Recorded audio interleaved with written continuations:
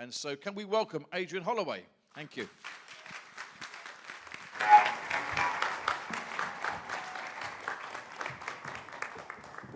Great, thank you so much. It's great to be back with you guys. And for those of you who I don't know, I thought that I'd introduce myself now by just showing you 60 seconds of photos from my life. Would that be okay? This is just a bit of fun, yeah? Okay, you ready? First photograph, ladies and gentlemen, me as a baby.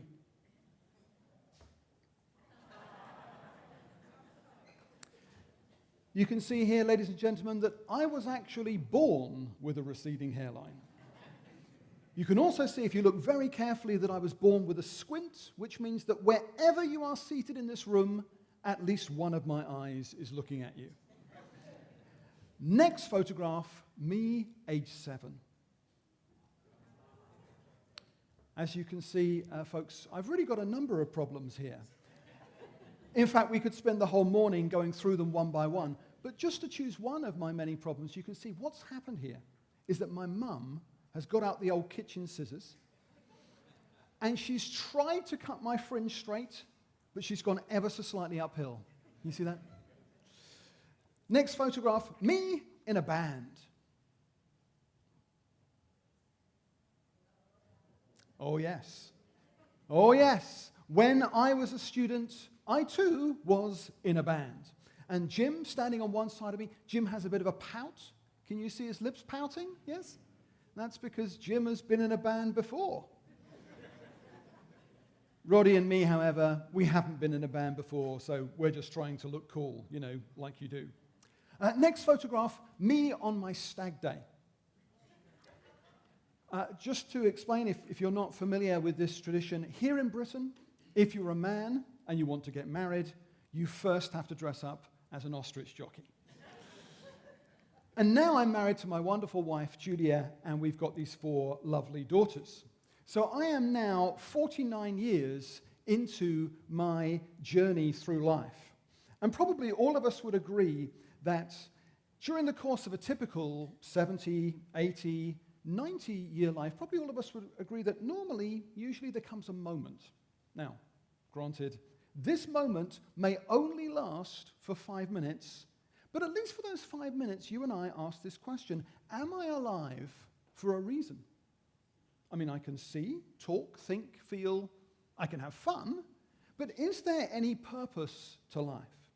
For at least those 5 minutes, we ask, why am I here? I mean, for that matter, why is there anything here? How come there is something rather than nothing? Why did anything begin to exist? How come there's a universe with me living in it? How come there's a planet Earth with me living on it? You know, I just showed you some photos from my life. Well, you could take your phone right now and you could show me a few photos from yours, but once we've added those photographs together, does it mean anything? I mean, do our lives count for anything in the greater scheme of things, or are we actually really just meaningless bags of chemicals? I mean, is life ultimately pointless? And during these 5 minutes, when we're thinking about this huge question, along comes a 33-year-old man. Now, he is by far the most famous person who's ever lived, Jesus of Nazareth. And he looks you and me straight in the eye this morning and says, "You're not an accident. You're supposed to be here. You're alive for a reason." Jesus of Nazareth says there really is a loving God who always planned that one day you would exist. This loving God has brought you into existence deliberately, on purpose, in the hope of having a wonderful relationship with you. This is a relationship which is good for this life, but it's so good that it goes on into the next life, into a place where you'll never be bored, a place where you'll be filled and thrilled to the max. This is a place where every day is better than the one before. Jesus says you're that loved by God. Now that is quite a claim. What are we going to make of this amazing claim? Well, what happened to me? My story is that I didn't go to church. In fact, I didn't have any friends who went to church. But then, rather out of the blue, I was invited along to a church which is very much like this church. And I had lots of questions.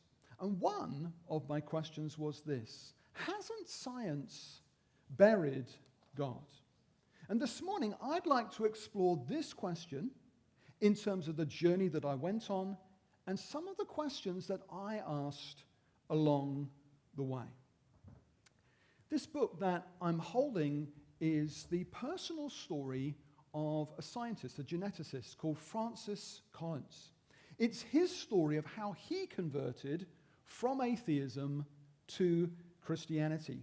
It's the story of how halfway through his academic career as a scientist, Collins became a follower of Jesus. And after he had become a Christian, halfway through life, Collins was appointed director of the Human Genome Project.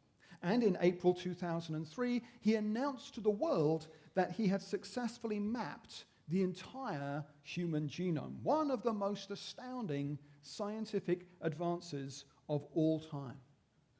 Has science buried God? Well, clearly not in the opinion of the many leading scientists, like Francis Collins, who believe in God. These people see no trade-off between believing in God and doing science for a living. Or how about my friend Keith Fox? Keith is professor of biochemistry at Southampton University. He's one of the UK's leading biologists. And Keith is part of a church which I've spoken at, a church very much like this church. At Keith's church, he leads a group called Reasonable Faith. Or how about Christine Dunn? Christine is a convert from atheism to Christianity. Chris is professor of physics at Durham University, and she's married to one of the elders of Emmanuel Church Durham, which is a church very much like, in fact, related to this church. Christine's also a friend of mine, and she leads the Alpha course at her church. Now, there's a long list of people, a long list of scientists like this. These are outstanding scientists who are also keen Christians. And they would all say that juxtaposing science and God as opposites is a category mistake. Now, what do they mean when they talk about a category mistake? Well, let's imagine for a moment that I decide to make a cup of tea. And then let's imagine that while the kettle is boiling, scientists Kelvin and Joule discover the precise mechanism whereby heat is turned into boiling water. So, we now know how the water boiled. We have discovered the mechanism. But it would be a mistake to say that because we've discovered the mechanism, I don't exist. It's a mistake because you could still quite accurately say the reason the kettle boiled is because I wanted to make a cup of tea. To say, we've discovered the mechanism. Therefore, Adrian Holloway doesn't exist. That would be a category mistake. So we don't need an adversarial either-or explanation. And it actually seems as if most people in Britain agree with this. A European Commission poll found that 78% of people in the UK believe in God and/or the supernatural. These are the very same British adults who have more scientific knowledge than any preceding generation. So it seems that even in this modern technological age, actually, most British people don't see science and God as enemies. They don't see it as an either-or. Most people actually do see science and God as a both-and. Now, having heard this kind of reply, the reply that you're hearing at the moment, I then responded by saying, okay, look, maybe you're right. Maybe science hasn't buried God, but come on, I said. As we discover more and more through science, the Bible's version of events does look increasingly unlikely. Yes? Well, that is certainly not the case when it comes to the origin of the universe, the fine-tuning of the universe, and the origin of organic life. So let me see if I can explain what I mean. Okay, firstly then, folks, regarding the origin of the universe. Up until the late 1920s, atheists used to argue that the universe was eternal. Just accept it, they said. It's always been there. They used to argue in that way because at that time, the universe was thought to be locked in a static, steady state. Then, an American astronomer called Edwin Hubble took a series of photographs in 1929 which proved that the universe is not locked in a static, steady state. We can see a photograph of him here. Hubble saw that the other galaxies are moving away from us and also from each other. And the easiest way for us to visualize what Edwin Hubble saw through his telescope is to use a balloon. Now, imagine with me for a moment that these stars on my daughter's balloon are actually galaxies. What Edwin Hubble saw when he looked through his telescope in California is that the galaxies are moving away from each other, and they're also moving away from us. And wherever we look in the universe, this is what's taking place. So, the conclusion is that if the galaxies are moving away from us and from each other, cosmologists concluded the universe is expanding. And if the universe is expanding, scientists concluded that in the past it must have been much smaller than it is today. In fact, they concluded that at one time the universe must have had a beginning. And then in 1965, these two men, Robert Wilson and Arno Penzias, discovered some background radiation in the universe that was left behind by this beginning moment. Now, this radiation is like a signature left behind by this beginning moment. So today, there is an overwhelming scientific consensus that at one time, the universe did have a beginning. Now, this was a huge blow to atheists because they could no longer argue that the universe had always been there.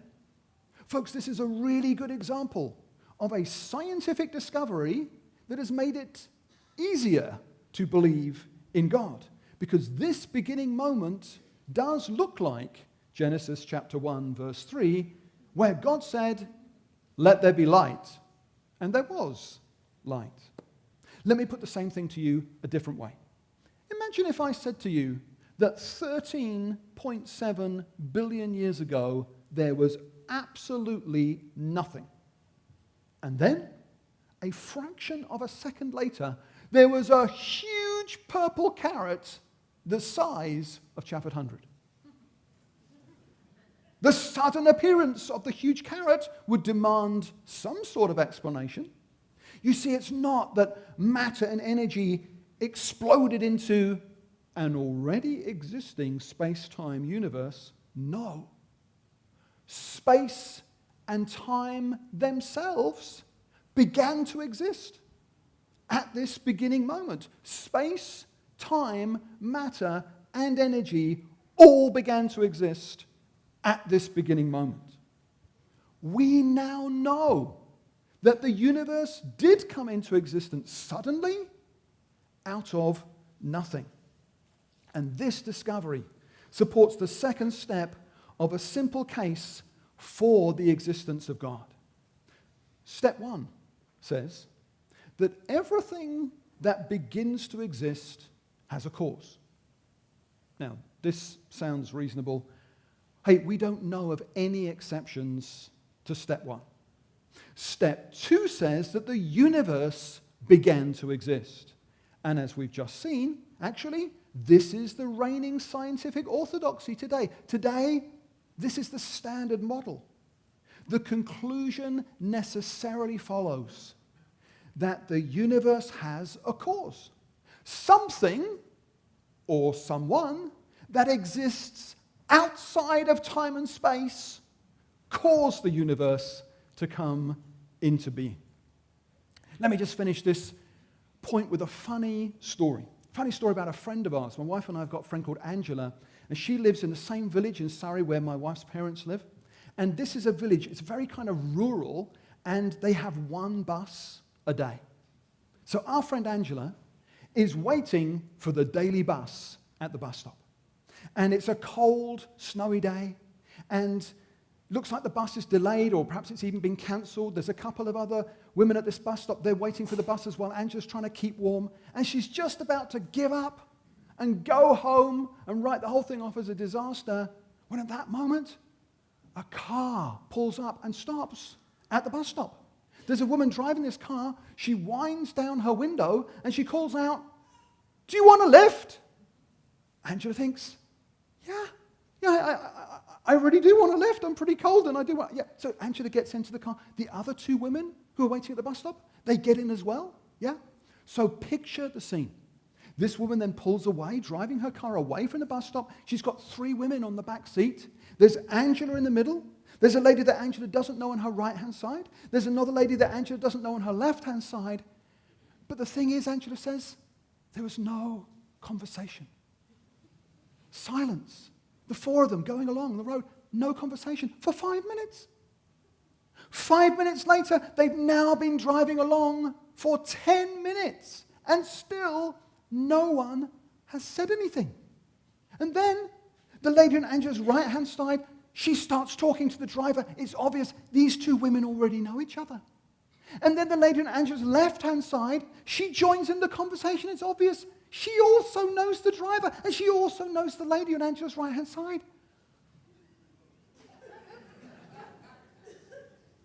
And that's when the horrible, dawning realization comes to Angela that what must have happened here was that this lady was driving her car along the road, and as she passed the bus stop, she sees 2 of her friends.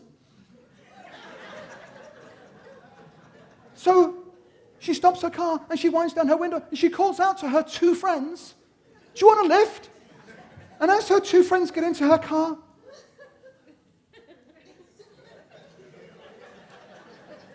this random other person gets into the car. But because they were British, because they hadn't been introduced, they just drove along in silence. Oh, this is all very awkward. There's a random person in the car, but we haven't been introduced, so let's just drive on. But you see, the thing is, although that was a kind of a socially awkward moment for Surrey folk, none of the women in that car thought that Angela had come into existence for absolutely no reason at all. None of them thought that Angela had just happened. No. Why? Because everyone in the world bases their life on the law of cause and effect. So to get a universe out of nothing, you need a cause.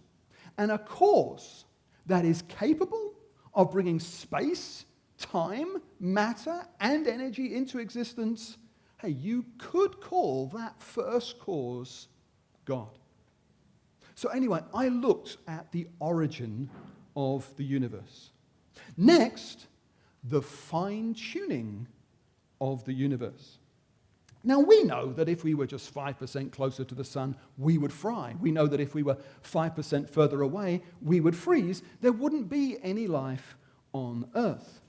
We know that our solar system just happens to be in what astronomers call the Goldilocks zone of our Milky Way. This is in between the Sagittarius and Perseus spiral arms. Maybe you can see the little yellow letters there, which shows us where the sun is.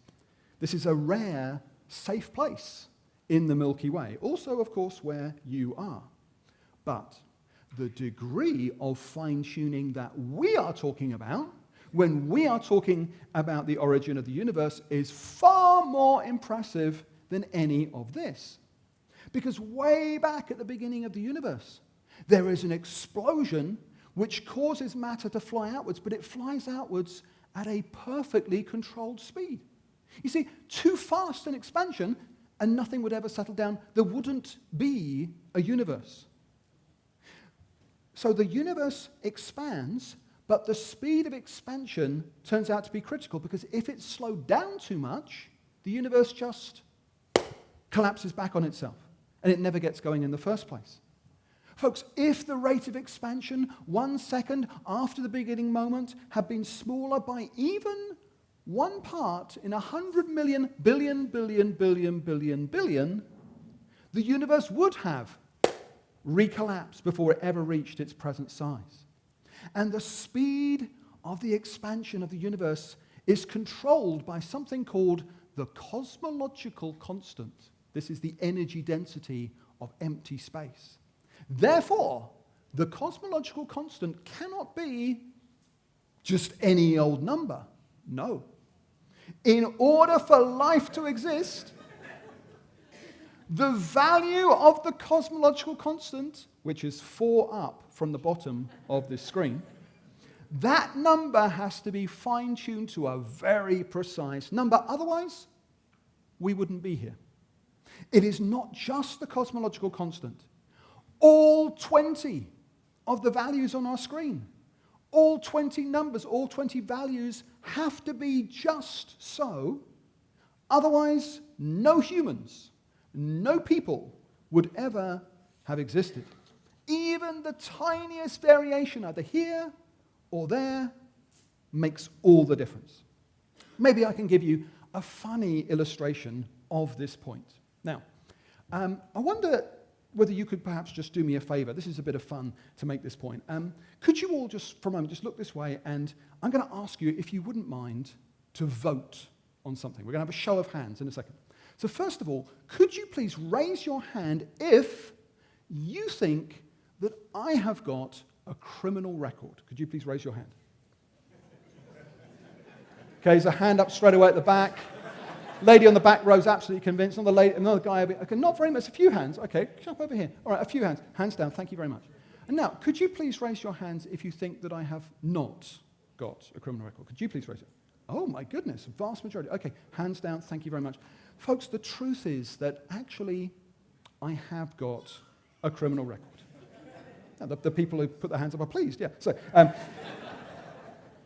this is the truth. The truth is that on the 14th of November, 1988, I was arrested for alarm, distress, and willful obstruction of a highway. I can see some of you are interested. I will tell you about my crime, yeah? But what was really quite exhilarating was the manner of my arrest, the way that I was arrested. Because I was arrested, I was on foot and the police were in the car, and so I was running away from the police car, which was chasing me. So the lights are flashing, sirens are blaring, I'm on foot, they're in a car. So I run across these 2 roads, I'm running away from the scene of my crime. And I think, well, how can I escape the car? Jump over a fence into a muddy field. Car can't go through the fence. So I jump over this fence, the police car screeches to a halt, these 2 coppers fly out the back of the car, they jump over the fence. So now I'm running as fast as I can up this muddy hill like this, going through this field, and the police, I can hear the quicker of these 2 coppers closing in on me. I'm in a police chase. So I'm running as fast as I can. He's getting closer. I'm running as fast as I can. He's getting closer. And then eventually, he does this excellent rugby tackle on me from behind. And I go bang, face down in the mud. And I'm lying there in the mud thinking to myself, that was cool.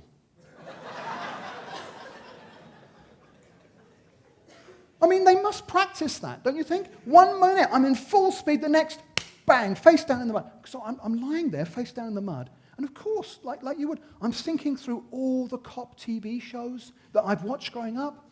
And as you know, what happens on telly at this point is that the policeman says, "You're Nick, Sonny Jim." Do you know? He actually said that.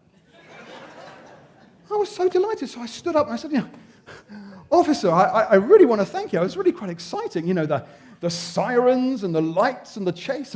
I'm from Wimbledon. This is really quite exhilarating." And then, of course, as you know, what happens on TV is that when you get arrested, they put your arm up your back like that. He did that as well.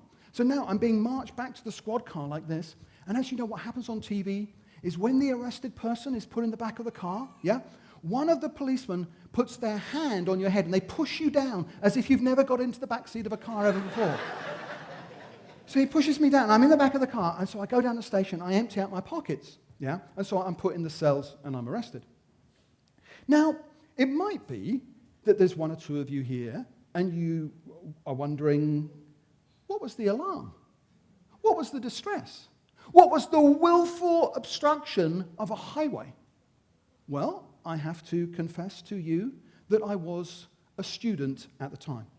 And what had happened was that I was going back to this college where I lived at the time, and as I was going home, I noticed quite a big group of about 20 of my friends from my college. They got hold of a big felled tree, and they were moving this tree to block the entrance to a rival, and in our opinion, inferior college.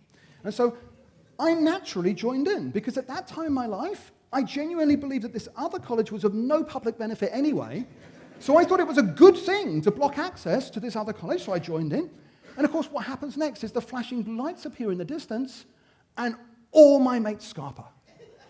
And I remember thinking, no, you don't need to run away. We're students.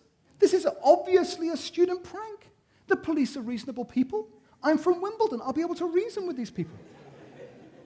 But when the police car got really close, I thought, no. Probably this is wrong. Probably this will turn out to be alarm, distress, and willful obstruction of a highway. And so because I was the last to leave the scene of my crime, I was also the easiest to catch. Folks, if I had run away 2 seconds earlier when all my mates ran away, I would never have been arrested. But I didn't. I stayed for those 2 seconds, then ran, and that's why I was arrested. Those 2 seconds made all the difference.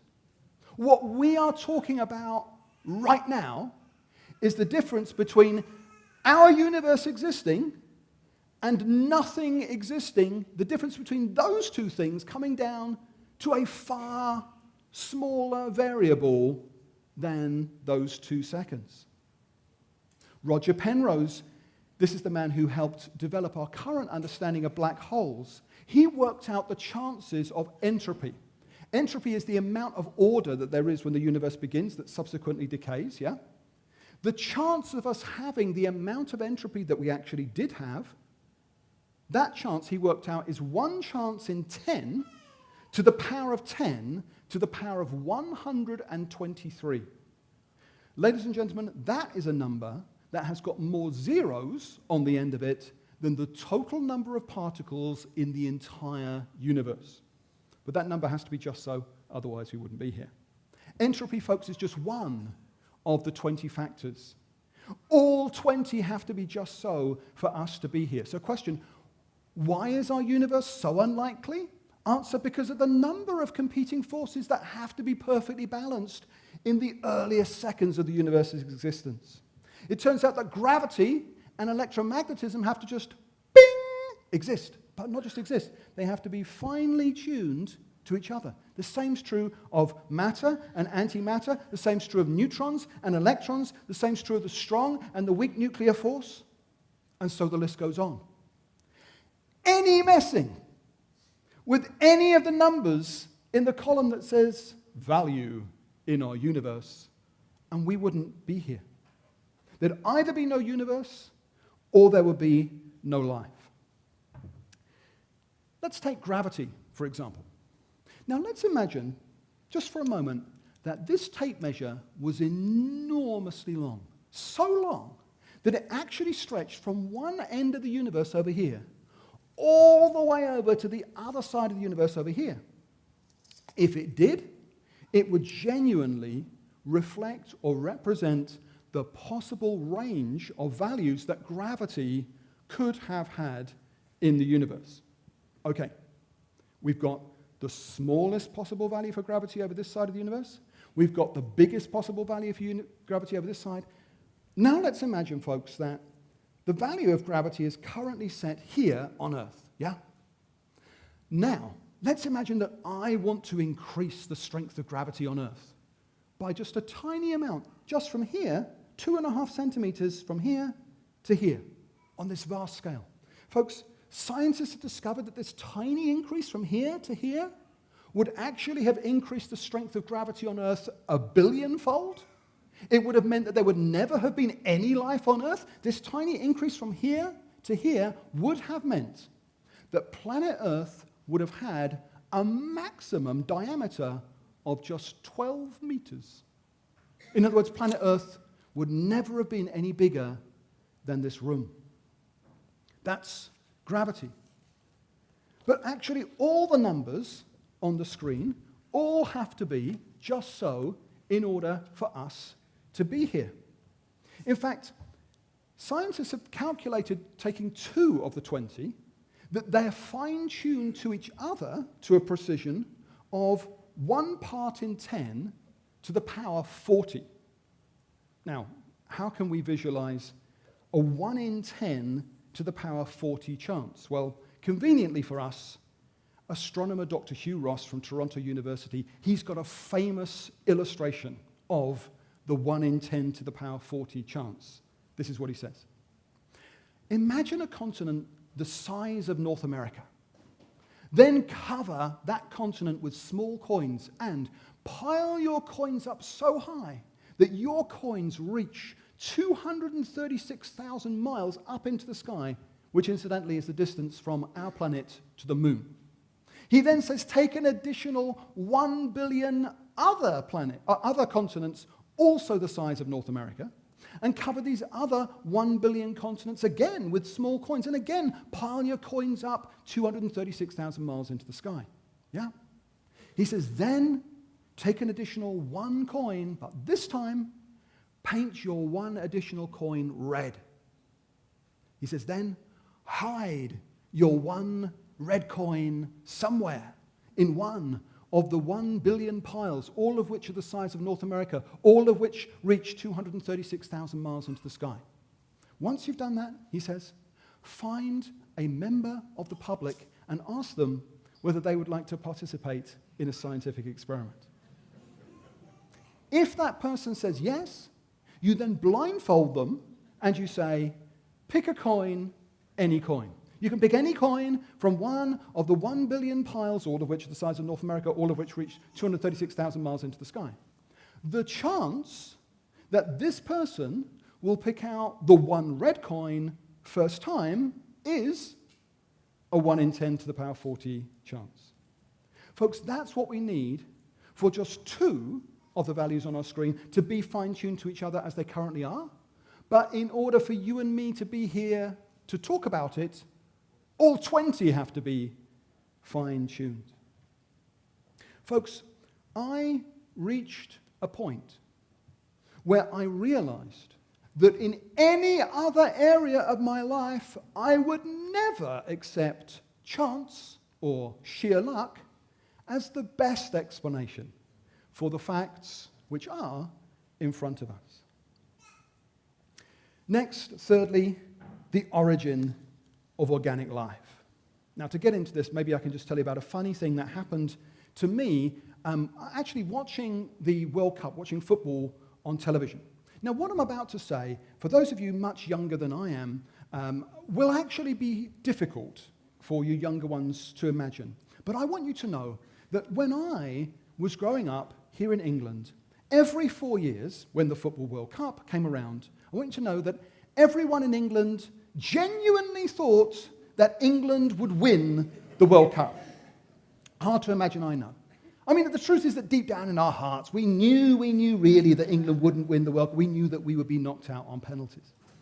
But in that wonderful year of 1990, when England reached the World Cup quarter-final, this was England versus Belgium, and we were all crowded into the bar, and we're all watching the football, watching England play on the big screen. Everybody's crowded, there's people all around. I can tell you, the score was 0-0. Going into the final minute, the final 60 seconds of the game, I can tell you that as David Platt swiveled to volley the ball into the net for the winning goal, as the ball crossed the line, as the ball hit the back of the net, in that moment, I kissed people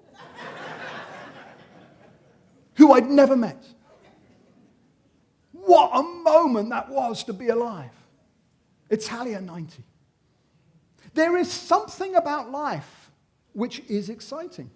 And if each of us now were actually able to see our DNA sequence right now, we would be blown away by the complexity of the information that is stored in each and every one of our cells. We're now going to watch a video. And the lovely thing about this video is it gives us a chance, with the benefit of computer animation, to see this remarkable system at work. I'm just going to wait for the animation to start.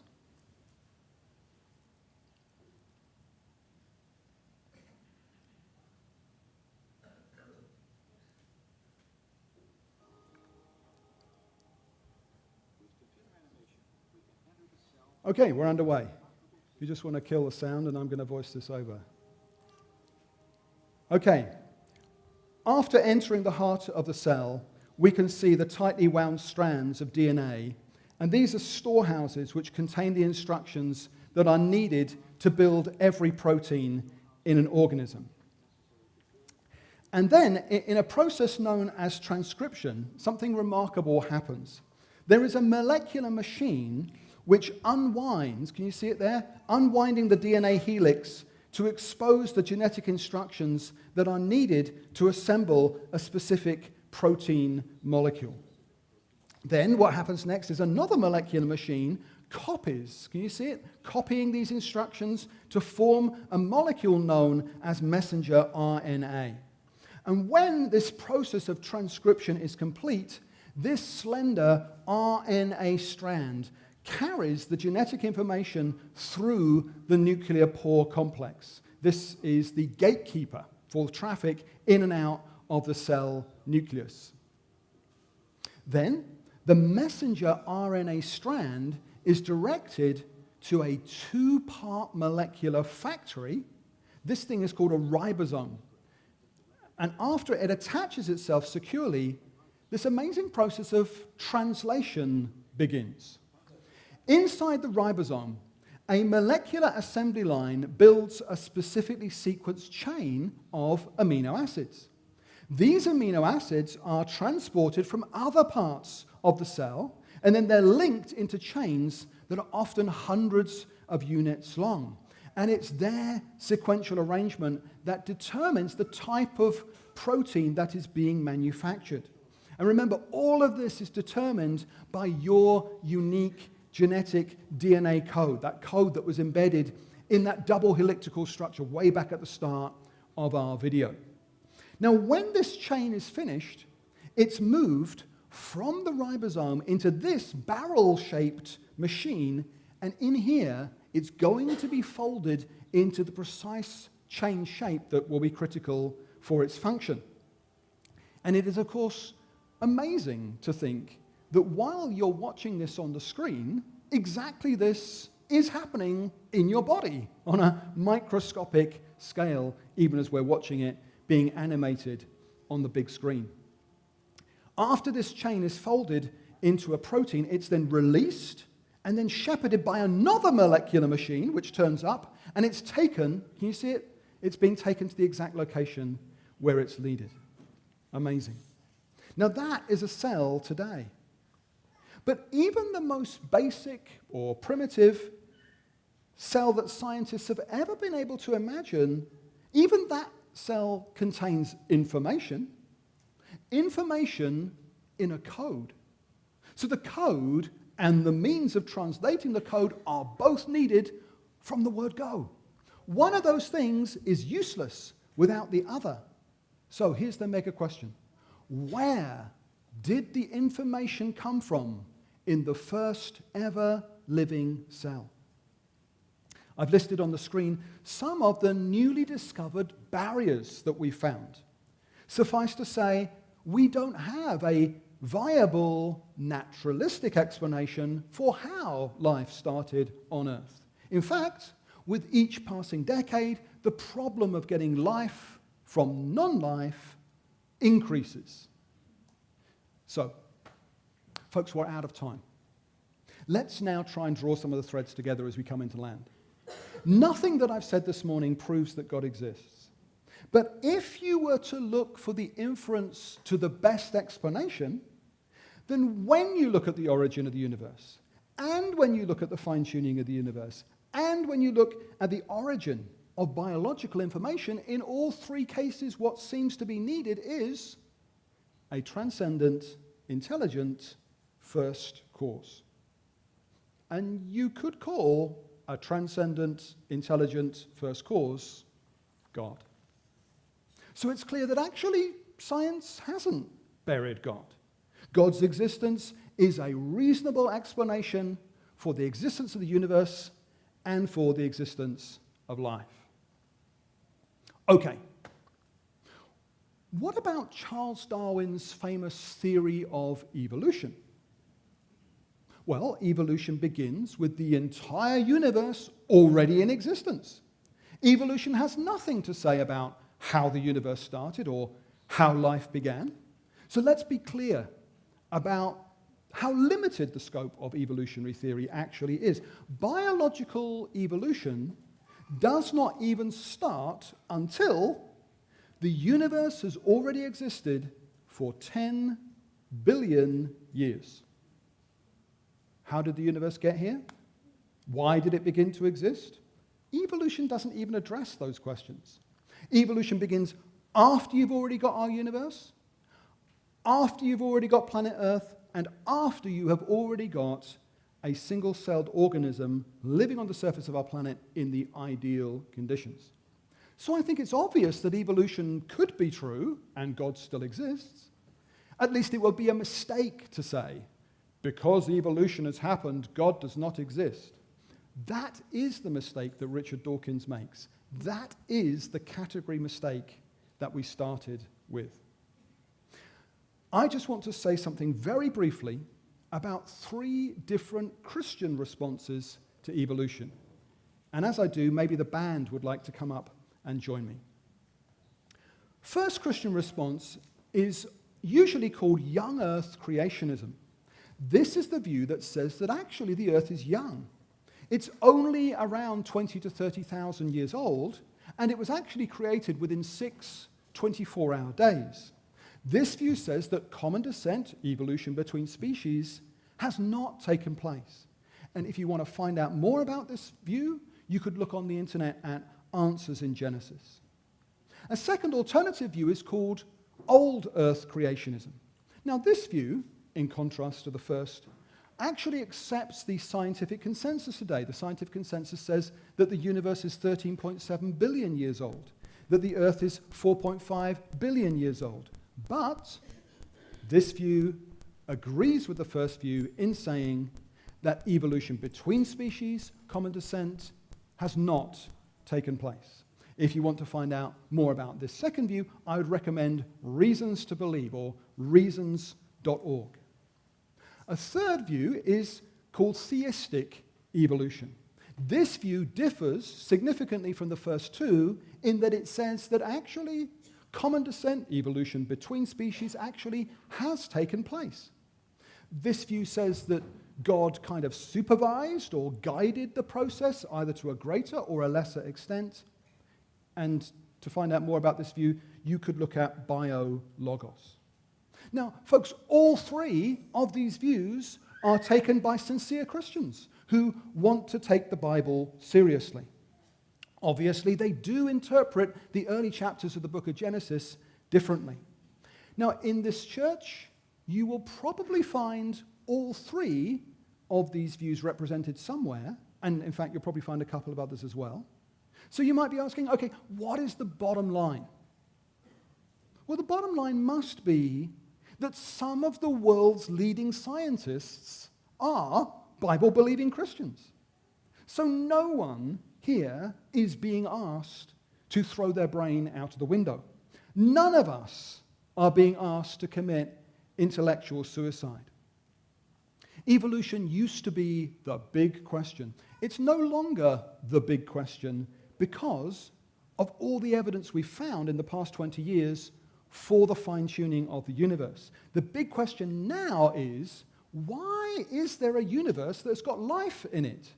Why have we got a fine-tuned universe? Because every other circumstance rules out life. Every other scenario rules out life. Life is the least likely thing we would expect to find. Yet what do we have? We have a universe fine-tuned in such a way as to make advanced organic life possible. Why? Why on earth would that be? That is now the big question. Lastly, we might wonder, hey, if God has gone to all this trouble to create our fine-tuned universe, and he's gone to all this trouble to create life, you'd almost expect that this God at some point would want to communicate to his creatures. All the Bible is saying is that that is what was happening through Jesus of Nazareth. And for me, folks, finding out that there really is a loving God and getting to know him personally through trusting Jesus Christ, that has been the single greatest discovery of my life. Thank you very much for listening to me. It's been great being with you. Thank you.